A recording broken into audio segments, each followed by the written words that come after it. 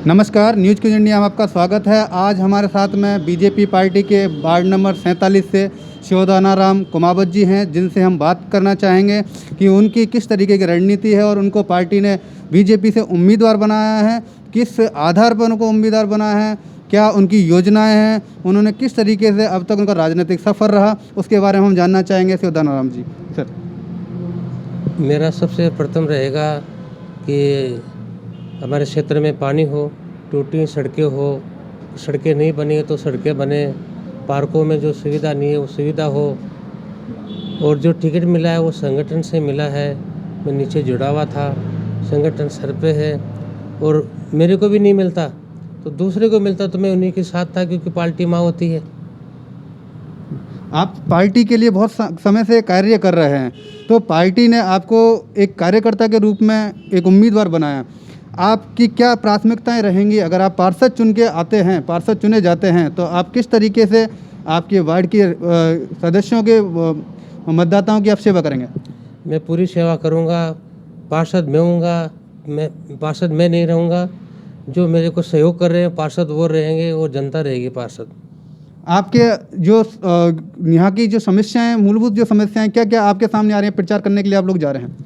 मूल समस्याएं सबसे ज़्यादा तो पानी की आ रही है, टूटी सड़कें आ रही है, कई सड़कें बनी हुई नहीं है, पार्कों में सुविधा नहीं है।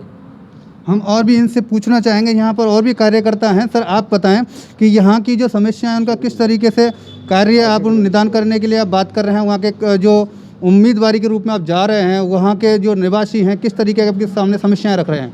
समस्या सबसे बड़ी पानी की है। पानी की समस्या के लिए अंकल ने बोला है एकदम ये सही काम कराएंगे। सड़कें में ब्रेकर की सबसे बड़ी प्रॉब्लम है हमारी कॉलोनी में, ब्रेकर एकदम बेकार हैं, तो उनको सही कराने के लिए इन्होंने बोला है। उन्होंने स्टार्ट भी कर दिया काम करना इस काम पे, पानी वगैरह के लिए, ब्रेकर के लिए सारा काम। बस अब आप सबका सहयोग चाहिए, और बस हम और भी पूछना चाहेंगे। सर, आप बताएं कि यहाँ पर जो आप चुनाव प्रचार के लिए आप जा रहे हैं, तो वहाँ पर कोरोना से संबंधित किस तरीके की आप सावधानियाँ बरत रहे हैं और किस तरीके से आप प्रचार कर रहे हैं? सर, कोरोना से संबंधित सारी मतलब हम कर रहे हैं। मास्क जा रहे हैं वहाँ पे फील्ड में, तो मास्क लगा के जा रहे हैं।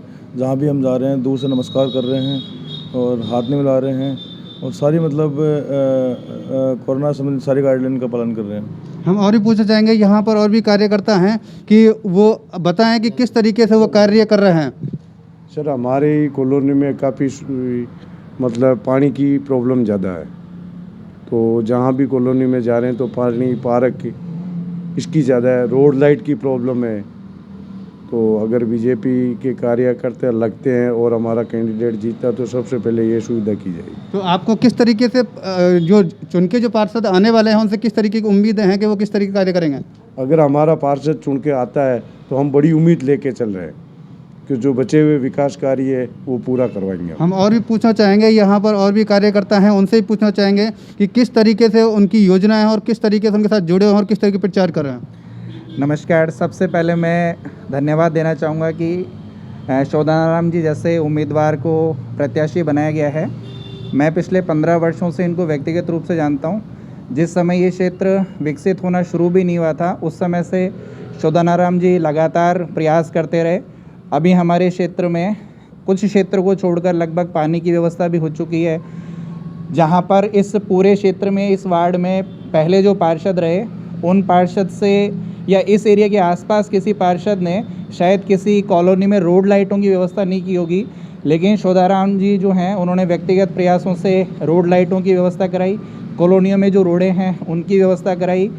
मुख्य जो ध्यान है वो स्वच्छता हो गया, लाइट हो गया, पानी हो गया, ये जो प्राथमिक आवश्यकताएं इन पर रहेगा। संगठन ने इन पर विश्वास जताया और वैचारिक रूप से और कॉलोनी के बहुत नज़दीक होने के कारण हम इनका समर्थन करते हैं, और हमें पूरी आशा है कि शिवदानाराम जी इस वार्ड से बहुत अच्छे मतों के साथ जीत कर आएंगे। तो मेरा व्यक्तिगत रूप से मेरे जानने वालों से, चाहने वालों से और जिनसे मैं कहीं ना कहीं प्रत्यक्ष या अप्रत्यक्ष रूप से मिला हूँ, मेरा उनसे निवेदन है कि शिवदानाराम जी जो वार्ड 47 से उम्मीदवार हैं उनको अधिक से अधिक मतों से विजयी बनाकर पार्षद बनाएं। धन्यवाद। सर, आपको कैसा लग रहा है कि आने वाले समय में किसका, कौन सी पार्टी का बोर्ड बनने वाला है, मेयर बनने वाला है?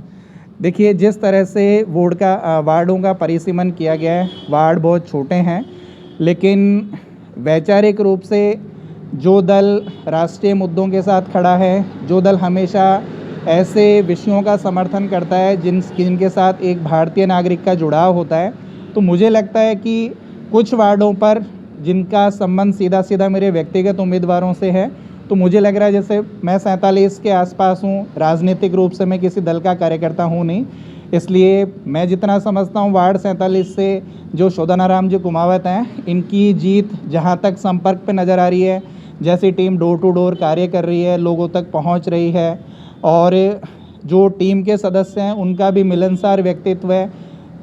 जो शोधानाराम जी है, इनकी छवि बहुत साफ़ सुथरी और एक अच्छे कार्यकर्ता के रूप में है, तो मुझे लगता है वार्ड 47 से हमें एक अच्छी लीड मिलने की संभावना है, और इस वार्ड से पार्षद हमारा ही रहेगा और शोधानाराम जी के रूप में ही रहेगा। ये थे हमारे साथ में वार्ड नंबर 47 से शोधानाराम जी, बीजेपी के उम्मीदवार, जिन्होंने यहाँ पर कार्यकर्ताओं ने भी बताया कि ये एक अच्छे व्यक्तित्व है उनका, उनके हमेशा कार्य समाज सेवा में रहे हैं, और अगर उनको पार्षद के रूप में अगर जिताया जाता है तो वो सारे कार्य जो विकास के कार्य वार्ड के हैं उन सबको वो करेंगे, और यहाँ के कार्यकर्ता इनका समर्थन कर रहे हैं। मैं न्यूज़ क्विज इंडिया से अजीत सिंह।